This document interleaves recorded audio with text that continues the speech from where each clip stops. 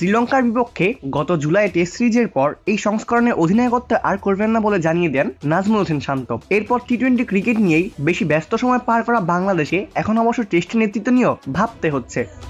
নভেম্বরে বাংলাদেশ সফরে আসছে আয়ারল্যান্ড। এই সফরে আইরিশটা 3টি টি-20-র সঙ্গে বাংলাদেশের বিপক্ষে 2টি টেস্ট খেলবে। জানা গেছে টি-20 দলের নেতৃত্বে থাকা লিটন দাসই এগিয়ে আছেন টেস্ট দলের দায়িত্ব নেওয়ার সম্ভাবনায়।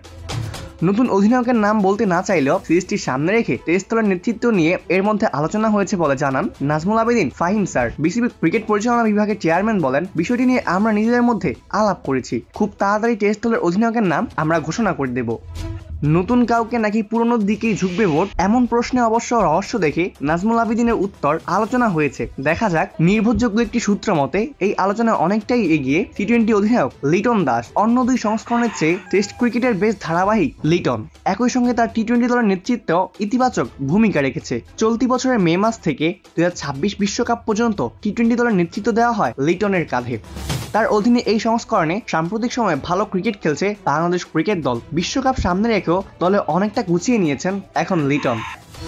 এখন দেখা যাক টেস্ট অধিনায়কের দায়িত্ব কার হাতে দেয় বিসিবি। অপূর্ব দাস, প্লেভাস নিউজ।